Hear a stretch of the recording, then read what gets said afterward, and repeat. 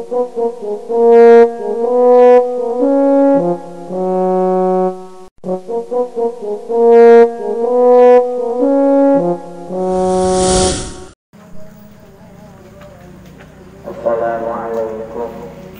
warahmatullahi wabarakatuh. Waalaikumsalam. Bismillahirrahmanirrahim. Alhamdulillahi rabbil alamin. Wa afdalus salati wa atammut taslimi ala al-mab'uthi rahmatan lil alamin. Subhanaka la ilma lana illa ma 'allamtana innaka antal alimul hakim.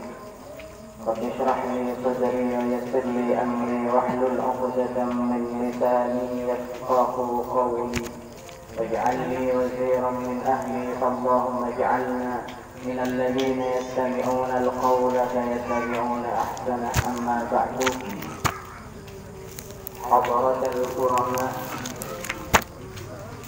para alim dan ulama, para masyayikh, para ustaz, guru ngaji, tokoh masyarakat, tokoh agama, Bapak Ketua RW, Bapak Ketua RT 1 sampai RT 4, baik yang ada di kelurahan Semputai atau yang ada di kelurahan Sukomijek, semua warga Alam Hijau yang dirahmati Allah Subhanahu wa Ta'ala. Malam ini kita berkumpul di tempat yang penuh dengan kemuliaan, di hari yang mulia, di malam yang mulia, di waktu yang mulia. Mudah-mudahan kita semua mendapatkan kemuliaan sehingga kita dijadikan juga orang yang mulia di sisi Allah Subhanahu wa Ta'ala. Para hadirin jamaah yang dirahmati Allah Subhanahu wa Ta'ala, kita ingatkan malam ini untuk melaksanakan salah satu sunnah Rasulullah Sallallahu Alaihi Wasallam yang jarang kita lakukan, yang jarang kita kerjakan. Malam ini kita niatkan sesekali kita lakukan sunnah itu, yang mana baginda Rasulullah setiap hari melakukannya. Apa itu? Intidharus sholat ba'da sholat, menunggu sholat setelah datangnya sholat. Dalam artian Rasulullah dalam setiap hari yang dilakukan adalah setelah selesai sholat fardu tidak turun dari masjid kecuali menunggu datangnya sholat fardu berikutnya. Dan yang paling mudah bagi kita adalah menunggu datangnya sholat isya setelah kita melaksanakan sholat maghrib. Karena ini waktunya tidak banyak dan tidak lama. Coba kita bayangkan kalau intidharus sholat ba'da sholat yang kita lakukan dari ba'da isya sampai subuh. Kira-kira bapak-bapak Alam Hijau di sini mau datang apa tidak? Kalau awal tahunnya dari setelah isya nunggu kita subuh, insya Allah semuanya tidak ada yang datang. Maka ini yang paling mudah bagi kita lakukan, intidharus sholat ba'da sholat. Setelah maghrib kita nunggu isya, mohon sabar sebentar, sesekali kita niatkan untuk melaksanakan sunnah baginda Rasulullah Muhammad Sallallahu Alaihi Wasallam. Para hadirin jamaah yang dirahmati Allah Subhanahu wa Ta'ala, alhamdulillah kita bersyukur kepada Allah. Malam ini usia kita oleh Allah disampaikan di malam yang mulia, pergantian tahun, kalender yang dimiliki oleh umat Islam. Kita bersyukur sebagai umat Islam kita punya kalender sendiri. Setelah sebelumnya kita tidak punya kalender. Makanya kalau kita tanya anak-anak kita, Rasulullah dilahirkan kapan? Anak kita akan jawab pada hari Senin 12 Rabiul Awal. Coba tanya, tahun berapa? Tidak akan bisa jawab kalau ditanya tahun berapa. Yang bisa jawab tahun apa? Tahun gajah. Wah, ada tahun gajah. Ada kalender gajah. Makanya kita sebutkan dulu kita tidak punya kalender umat Islam. Tidak ada kita tahun 1, tahun 2, tahun 3, tidak ada. Tapi kemudian dengan inisiatif dari Umar bin Khattab ketika menjadi khalifah, maka ditetapkannya kalender umat Islam dihitung tahun pertamanya dari pertama Rasulullah hijrah dari Mekah ke Madinah. Karena memang setiap tahun di Arab itu awal tahunnya dimulai dari bulan Muharram. Tapi ingat bahwa hijrahnya Rasulullah bukan bulan Muharram. hijrahnya Rasulullah bukan bulan Muharram, tetapi Rabiul Awal. Makanya perhitungan pertama kalender itu tetap dimulai dari Muharram. Sehingga Muharram di tahun Rasulullah hijrah itu dijadikan sebagai tahun pertama hijrah. Maka disebut dengan kalender Hijriyah, dinisbatkan kepada hijrahnya baginda Rasul dari Mekah ke Madinah. Dulu sebelum ada kalender ini, orang-orang yang ada di Arab tidak punya kalender menisbatkan nama tahun kepada kejadian yang terjadi di waktu tahun itu. Tahun gajah Rasulullah lahir. Kenapa ada tahun gajah? Ada kejadian gajah yang dibawa oleh Abraha. Tahun itu disebut dengan tahun gajah karena ada kejadian gajah. Ada Amul Faidan, tahun banjir. Di Arab ada tahun banjir. Kenapa? Karena tidak pernah ada banjir. Ketika ada banjir, tahun itu disebut dengan tahun banjir. Nah, kalau kita di sini menisbatkan itu kepada tahun banjir, tiap hari banjir. Tahun banjir yang keberapa? Gitu? Ada Amul Hazan atau Amul Huzun. Amul Hazan, tahun duka cita. Umat Islam berduka cita, diembargo ekonominya, diboikot ekonominya, banyak yang meninggal. 3 tahun lamanya, 3 tahun ini disebut dengan Amul Hazan atau Amul Huzun. Begitulah orang Arab dan umat Islam di awal-awal memberikan nama terhadap suatu tahun-tahun berdasarkan kejadian yang ada di tahun itu. Hingga akhirnya kita kenal dengan peristiwa hijrah. Kita kenal dengan peristiwa hijrah baginda Rasulullah dari Makkah ke Madinah. Mungkin kita sering mendengarkan, tapi malam ini mari kita ambil pelajaran.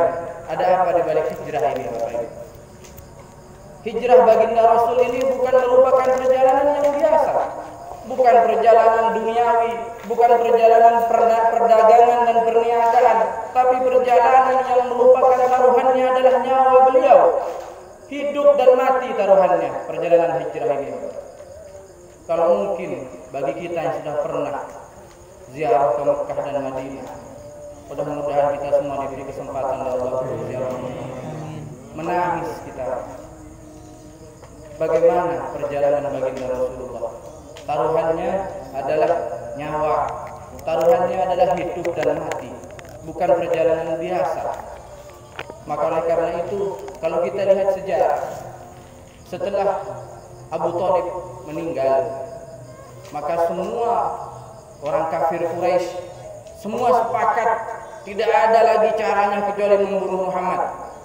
Sebelumnya, ketika Abu Thalib masih hidup, semua takut dan segan kepada Abu Thalib. Tidak ada yang bisa menyentuh dan menyakiti Nabi Muhammad. Ketika Abu Thalib meninggal, orang Arab, orang kafir Quraisy sudah bersepakat bahwa tidak ada lagi jalan untuk menyelesaikan problem keagamaan yang ada di Arab dengan datangnya agama baru yang dibawa Nabi Muhammad kecuali dengan membunuh Muhammad. Tetapi mereka mencari-cari cara. Bagaimana cara membunuhnya? Bagaimana kalau nanti Bani Hashim dan Bani Abdul Muttalib menuntut balas? Akhirnya orang-orang kafir, pembesar-pembesar kafir itu bersepakat untuk membunuh Nabi Muhammad. Dari 10 kabilah besar yang ada di Arab, diminta ada utusan 1 orang yang paling kuat, pemuda yang paling kuat dari 10 kabilah untuk membunuh Nabi Muhammad. 10 pemuda ini ditugaskan untuk membunuh Nabi Muhammad. Harus membunuh semuanya, harus menusuk dengan pedang. Harus pedangnya itu mengalir darah Nabi Muhammad, sehingga Bani Hashim dan Bani Abdul Muttalib, keluarga Nabi Muhammad, tidak bisa menuntut balas karena yang membunuh adalah semua kabilah yang ada di Arab. Itu keputusan terakhir. Hingga akhirnya dilaksanakan keputusan itu pada satu malam. Pada satu malam 10 pemuda yang kuat itu dikumpulkan oleh orang kafir Quraisy, diberi tugas yang sangat berat membunuh Nabi Muhammad. Diperintahkan pada malam ini jam sekian sudah mulai beraksi mereka, mengelilingi, mengepung tapal kuda rumah Nabi Muhammad SAW. Tapi sebelumnya Allah sudah punya rencana. Allah sudah tahu dengan cara khianatnya orang kafir Quraisy, sehingga Allah mengizinkan Nabi Muhammad, bahkan memerintahkan Nabi Muhammad untuk hijrah, pindah dari Mekah ke Madinah. Mekah sudah tidak lagi menjadi tempat yang kondusif bagi beliau. bahkan justru terancam kehidupan beliau. Padahal Mekah adalah tempat sebaik-baik yang dijadikan tempat kelahiran Nabi Muhammad. Bagaimana kalau kita sudah tidak kondusif di tempat kelahiran kita sendiri? Kita dikubur, bahkan mau dibunuh di kelahiran kita sendiri. Sehingga Nabi Muhammad dijadwalkan oleh Allah Subhanahu wa taala malam itu pula harus keluar dari Mekah menuju Madinah. Beliau akhirnya datang ke salah satu sahabatnya yang menjadi kepercayaan beliau, tidak pernah berkhianat kepada beliau. Sahabat yang sangat luar biasa. Suatu saat beliau datang untuk membicarakan rencana perjalanan hijrah ini kepada seorang sahabat beliau yang bernama Abu Bakar As-Siddiq. Beliau hanya mengatakan dan bercerita, diperintah oleh Allah untuk melaksanakan hijrah dari Mekah ke Madinah. Tapi luar biasa, subhanallah, Abu Bakar As-Siddiq tidak ingin Nabi Muhammad berjalan sendiri. Pertaruhannya nyawa, hidup dan mati pertaruhannya. Abu Bakar As-Siddiq berkata kepada Nabi Muhammad, "Idzan as-suhbatu ya Rasulullah." Kalau begitu izinkan aku untuk menyertai engkau ya Rasul. Kalau begitu izinkan aku untuk menemani engkau ya Rasul dalam perjalanan yang akan dicatat oleh sejarah ini, dalam perjalanan yang sangat penuh dengan sejarah ini ya Rasul. Kata Rasulullah, "Wahai Abu Bakar, tahukah kamu perjalanan ini sangat beresiko, sangat berbahaya. Nyawa adalah taruhannya." Tapi kata Abu Bakar, "Aku tak peduli ya Rasul. Aku tak peduli. Walaupun nyawaku harus aku korbankan untuk engkau, aku tidak peduli ya Rasul." Maka kemudian diizinkan oleh Rasulullah Abu Bakar untuk menjadi teman beliau dalam perjalanan hijrah. Maka di malam itu pula lah kita tadi baca ayatnya. "Waj'alna min baini aydihim saddan wa min khalfihim saddan." Ketika di malam itu 10 pemuda dari 10 kabilah yang ada di Arab sudah mengepung kapal kuda rumah Nabi Muhammad. Nabi Muhammad di malam itu keluar, tapi oleh Allah mata penglihatan 10 pemuda yang berambisi untuk membunuh Nabi Muhammad ditutup oleh Allah, sehingga Nabi Muhammad keluar dari rumah beliau tanpa satu orang pun yang bisa melihat. Keluar Nabi Muhammad, tidak ada yang melihat.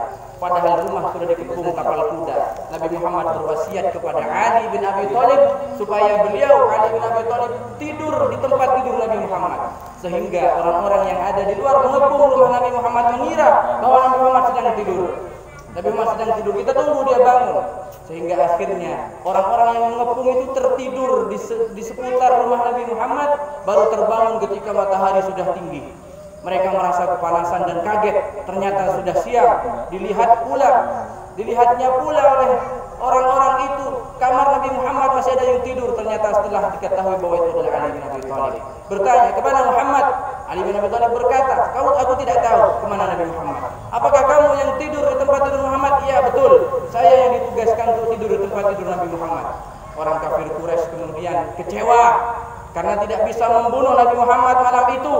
Tapi apakah sampai di situ usaha orang kafir Quraisy untuk membunuh Nabi Muhammad? Tidak. Luar biasa. Di pagi harinya orang kafir Quraisy membuat sayembara, membuat oro-oro. Bagaimana isinya? Barang siapa yang menemukan Muhammad, baik dalam kondisi hidup ataupun mati, bisa membawanya lagi ke Mekah, bagi dia adalah hadiah 100 onta. Akhirnya orang-orang itu semua banyak berambisi ingin mendapatkan 100 onta. Maka semuanya mencari Nabi Muhammad, ingin membawa pulang paksa Nabi Muhammad baik dalam kondisi hidup atau mati.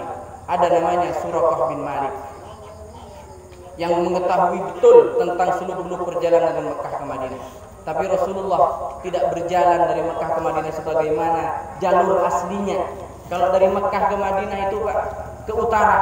Tapi Rasul berjalan tidak ke utara, mengambil jalan ke selatan. Lebih jauh memang, supaya tidak diketahui oleh orang kafir Quraisy. Sehingga suatu saat Rasulullah sampai pada satu gunung, pada satu bukit. Gunung-gunung yang ada di Arab itu tidak seperti gunung di kita. Kalau gunung di kita tinggi, tapi di Arab itu asalkan sudah ada bukit, ada gumpalan batu yang sudah sangat besar, agak tinggi, itu disebut dengan gunung. Dan di setiap gunung biasanya ada bolongan kecil yang disebut dengan gua. Gunung itu adalah gua Thur, di dalamnya ada gua. Jangan dikira gua yang ada di sana sama dengan gua yang ada di kita. Kalau kita istilah gua itu itu dalam, memuat orang banyak. Gua, kalau kita tahu gua besar, bisa memuat sekian orang, tapi gua yang ada di Arab itu tidak besar. Kalau pernah panjenengan datang ke gua Hira sekalipun, mungkin hanya cukup untuk 2 orang. Begitu pula gua Tur, hanya cukup untuk 2 orang. Itu pun sudah sangat sempit gua itu. Rasulullah dan Abu Bakar singgah di sana, bersembunyi di sana setelah diketahui bahwa ada banyak orang yang sedang mencarinya. Di gua itulah apa yang terjadi. Subhanallah. Di situ keistimewaan Abu Bakar As-Siddiq, kesetiaan Abu Bakar As-Siddiq sudah mulai bisa terlihat. Sebelum Rasulullah masuk gua, kata Abu Bakar As-Siddiq, "Ya Rasul, biarkan saya melihat situasi yang ada dalam gua ini, supaya tidak ada sesuatu yang bisa menyakiti engkau ya Rasul. Biarlah kalau ada sesuatu yang membahayakan aku yang terkena, biar engkau selamat." Dicek semua dalam gua itu oleh Abu Bakar As-Siddiq, sekilas tidak ada apa-apa. Maka Rasulullah diajak masuk, mari ya Rasul masuk. Tetapi sekali lagi gua itu tidak menampung orang banyak, 2 orang itu sudah luar biasa sempit. Sehingga Abu Bakar As-Siddiq khawatir pada waktu itu. Di dalam gua itu Abu Bakar As-Siddiq khawatir karena seandainya ada orang di depan gua, lalu orang itu menoleh ke bawah, pasti terlihat ada orang di gua itu. Pasti terlihat, kecuali orang itu tidak menoleh ke bawah, pandangan ke depan atau ke atas. Sekali menoleh ke bawah, ketahuan sudah ada orang itu. Kelihatan. Makanya di dalam gua itu kita sering mendengar cerita Rasulullah rebahan, istirahat, tidur tidak seperti tidur biasanya di pangku oleh Abu Bakar As-Siddiq karena memang tempatnya sempit. Kepala beliau diletakkan di atas pangkuan Abu Bakar As-Siddiq. Abu Bakar As-Siddiq duduk, Rasulullah tidur istirahat, menempatkan kepala beliau di pangkuan Abu Bakar As-Siddiq. Tapi luar biasa ketika itu ada seekor ular ternyata dari gua itu. Yang mana seekor ular itu keluar dari lubangnya menghadap ke wajah Rasulullah. Apa yang dilakukan Abu Bakar As-Siddiq? Rasulullah tidur. Abu Bakar As-Siddiq tidak ingin mengganggu tidurnya Rasulullah dan tidak ingin Rasulullah celaka. Maka kemudian Abu Bakar As-Siddiq kaki beliau ditutupkan ke lubang ular itu supaya ular itu tidak menyengat Rasulullah. Ditutupkan seketika itu pula oleh ular itu disengat kaki Abu Bakar As-Siddiq. Tapi apakah Abu Bakar As-Siddiq menjerit? Tidak. Bukan tidak sakit luar biasa. Tapi kalau sampai menjerit, khawatir Rasulullah terbangun dari tidurnya. Tidak ingin mengganggu Rasulullah. Hingga akhirnya beliau menahan perih dan sakitnya sengatan ular, meneteslah air mata dari Abu Bakar As-Siddiq, tapi tidak keluar suara tangisan sedikit pun. Menetes menyentuh sampai kepada Rasulullah, mengena ke pipi Rasulullah. Rasulullah terbangun. Ada apa wahai Abu Bakar? Ya Rasul, kakiku disengat oleh ular. Di mana yang disengat oleh ular? Ditunjukkan kepada Rasulullah, kemudian diludahi oleh Rasulullah. Seketika itu pula sembuhkan oleh Allah Subhanahu wa taala. Di sini ulama berkata, pelajaran dari sini Abu Bakar ingin tidak ada sesuatu yang menimpa kepada Rasulullah. Tapi apakah ular itu zalim? Kata ulama, salah satunya guru kami berkata bahwa ular itu sebetulnya tidak ingin menyengat Rasulullah atau Abu Bakar As-Siddiq. Hanya saja ular itu ingin keluar, menampakkan wajahnya, ingin melihat indahnya wajah Rasulullah sebetulnya. Ular itu kangen. Ular itu ingin melihat wajah Rasulullah sebetulnya. Tidak ingin menggigit Rasulullah. Tapi Abu Bakar sebagai manusia yang mengerti bahwa ular itu membahayakan, ditutup. Ketika ditutup, ular mengatakan, engkau telah menghalangi aku untuk memandang wajah Rasulullah. Disengatlah Abu Bakar As-Siddiq. Maka di situ perjuangan luar biasa. Belum selesai, masih banyak ini. Perjalanan dari gua ke Madinah masih penuh dengan pelajaran yang sangat berarti bagi kita semua. Oleh karena itu mari kita rayakan, kita syukuri adanya datangnya tahun baru hijrah ini, sehingga kita menjadi orang yang bisa meningkatkan kualitas amal kita. Maka kata Rasulullah, "Man kana yaumuhu khairun min amsihi fahuwa rabih." Barang siapa yang hari ini lebih baik dari hari kemarin, maka orang itu adalah orang yang beruntung. Kalau hari ini lebih baik dari kemarin, dia orang beruntung. Dan barang siapa yang hari ini man kana yaumuhu mithla amsihi fahuwa maghbun. Barang siapa yang hari ini sama dengan hari kemarin, enggak ada kemajuan hari ini, persis sama dengan hari kemarin, orang itu tertipu. kenapa dia tidak bisa meningkatkan kualitas amalnya barang sedikit pun? Dan barang siapa man kana yahu aswa min amsihi fahuwa mal'unun, barang siapa yang hari ini lebih jelek dari hari kemarin yang itu terlaknat. Sehingga pilihan di hadapan kita memasuki tahun baru ini ada 3.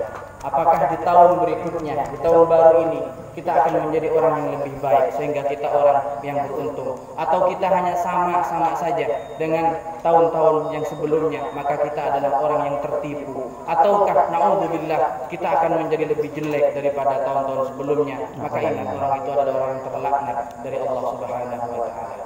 Sehingga oleh karena itu di suasana yang seperti ini, para jamaah sekalian, kita harusnya sudah mendekat kepada Allah. Tidak bisa ada solusi apapun kecuali Allah yang memberikan solusi kepada kita. Tidakkah kita ingat bahwa pandemi yang belum juga berakhir dan semakin merajalela ini, apakah tidak dikerahkan kemampuan manusia? Semua orang cerdas sudah memikirkan, semua lembaga-lembaga besar sudah melakukan penelitian, semua penguasa sudah mempunyai tindakan-tindakan. Tapi apakah semua itu bisa menghentikan takdir Allah? Sekali-kali tidak. Maka satu hal yang belum mungkin kita lakukan, mendekat dan kembali kepada Allah, berdoa kepada Allah, memohon kepada Allah, kemudian akui bahwa diri kita adalah orang yang sangat tidak ada artinya di hadapan Allah. Kita lemah, kita bodoh, kita tidak punya kekuatan. Buktinya tidak bisa kita menghilangkan sesuatu yang telah ditakdirkan oleh Allah Subhanahu wa taala. Sehingga terakhir saya ingin menyampaikan satu pesan yang pesan ini kemudian dikemas dalam bentuk syair oleh orang Arab untuk mengingatkan kita supaya kita selalu meningkatkan kualitas ketakwaan kita kepada Allah. Tazawwad minat taqwa fa innaka la tadri idza janna al-lailu hal ta'ishu ila al-fajr. Teruslah kalian tingkatkan ketakwaan kalian kepada Allah, tingkatkan ibadah kepada Allah, jauhi larangan Allah, takutlah kepada Allah, karena kalian semua tidak pernah tahu idza janna al-lailu hal ta'ishu ila al-fajr, ketika malam hari tiba, apakah ada di antara kita yang mengira bahwa usia kita akan sampai pada fajar, pada pagi hari besok? Sekali-kali kita tidak pernah tahu tentang usia kita. Kam min fatan amsa wa asbaha dhahikan wa akfanuhu tusjanu wa huwa la yadri. Betapa banyak anak muda yang melakukan huru-hara, pesta di sana sini, dia mengira bahwa usianya masih panjang, padahal dia tidak sadar di waktu yang sama kain kafannya telah disediakan tanpa dia sadari. Wa kam min sawirin yartaji tula umrihim wa kam min sawirin yartaji tula umrihim wa huwa yudkhalu dhulmatal qabri. Betapa banyak anak kecil yang menyangka bahwa usianya masih panjang, masih punya cita-cita, masih punya planning ke depan. Anak kecil mengira dirinya akan hidup 10 tahun, 20 tahun, bahkan 60 tahun yang akan datang. Tapi di waktu yang sama anak kecil itu kemudian tidak sadar bahwa dia sebentar lagi akan dimasukkan ke alam kuburnya. Wa kam min sahihin mata bi ghairillah. Betapa banyak orang yang sehat, tidak punya penyakit, sehat, tapi kemudian mati tanpa ada satu penyakit pun. Ini yang sudah kita temukan di mana-mana. Hampir setiap saat kita mendengarkan berita duka, padahal orang itu tidak diketahui penyakitnya. Betul apa kata penyair ini? Kam min sahihin, betapa banyak orang yang sehat, tidak punya penyakit satupun, dia selalu rajin check up kesehatan, tapi kemudian dia mati tanpa ada satu penyakit. Wa kam min saqimin asyahina minad dahri. Sebaliknya, banyak orang sakit bertahun-tahun dia tidak meninggal. Bertahun-tahun dia hanya merasakan sakit dan tidak meninggal. Dan itulah kehidupan para jamaah sekalian. Kita tidak pernah tahu sampai kapan usia kita, kapan kita akan meninggal, bagaimana kita meninggal, dalam kondisi baik, husnul khatimah, atau sebaliknya, na'udzubillah. Sehingga di malam yang mulia ini menjadi akhir daripada wasiat dan daripada tausiah kami, mari kita tingkatkan kualitas ketakwaan kita kepada Allah. Mari kita mendekat lagi kepada Allah. Kita kembalikan semua kepada Allah Subhanahu wa taala. Mudah-mudahan saudara kita dan keluarga kita semuanya yang sedang sakit, mudah-mudahan diberikan kesabaran sampai datang kesembuhan dari Allah Subhanahu wa taala. Mudah-mudahan kita yang sehat selalu diberikan kesehatan oleh Allah Subhanahu wa taala sebagai bentuk dan sebagai modal untuk kita beribadah kepada Allah Subhanahu wa taala. Ingat, jangan menggunakan nikmat Allah untuk bermaksiat kepada Allah Subhanahu wa taala. Gunakanlah nikmat Allah untuk taat kepada Allah Subhanahu wa taala. Ini yang bisa kami sampaikan. Kurang lebihnya mohon maaf sebesar-besarnya. Tidak ada satupun niat untuk menggurui panjenengan.